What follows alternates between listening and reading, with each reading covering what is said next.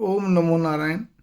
श्रीमद् भागवत महापुराण में बार बार ये बात आती है कि जब जब भगवान ने, परमात्मा ने मनुष्य रूप लिया तो उन्होंने उस मनुष्य लीला के अंदर सारे वैसे ही कर्म करे, सारे वैसे ही अपने को रखा जैसे मनुष्य के साथ होता है। भगवान राम को भी क्या कहते हैं, कष्ट भोगना पड़ा, उन्होंने भोगा। इसी प्रकार से भगवान श्री कृष्ण के साथ भी ऐसी बहुत सारी कई घटनाएं बनी। यहाँ पर उनको प्रत्येक लीला के अंदर भगवान को गुरुओं की जरूरत पड़ी है, उनको गुरु बनाने की जरूरत पड़ी है।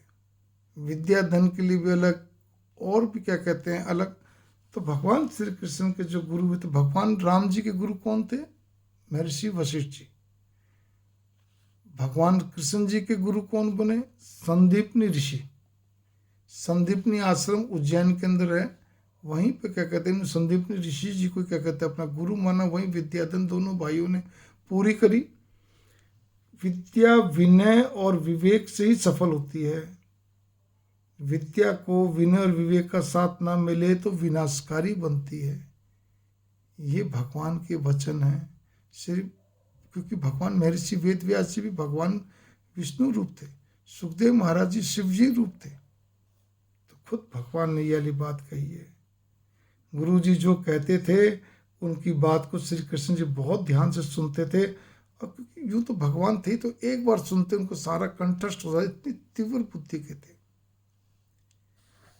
और सबसे बड़ी बात यह है, किसी भी संत के चरण हमें पकड़ने चाहिए, हमारे को सिद्ध महापुरुषों का अनुसरण करना चाहिए। उनकी बार बार वाणी सुनने से, पढ़ने से, मनन चिंतन करने से भक्ति बढ़ती है, भगवान के प्रति भाव बढ़ते हैं।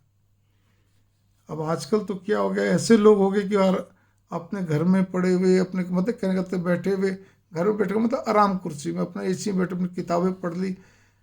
बात यह है कि नॉर्मल वे में भी अगर वो अपनी किताबें पढ़ पढ़ के वेद वेदांत कई तक, अब तो पूरा क्या कहते हैं सब चीज़ खुल के आ गया। आप इंटरनेट पे देख लीजिए, वैसे देख लीजिए, और वो अपने आप को क्या कहते हैं, उनको किसी पर कोई भाव नहीं होते, कुछ नहीं होते, बस खाली पढ़ना है, टीका करनी, जैसी भी उनकी समझ में आया जो भी कुछ है, और वो अपने आप को वेदांती बन जाते हैं, वेदज्ञ बन जाते हैं कि हम तो वेदों ज्ञानी हो गए हैं।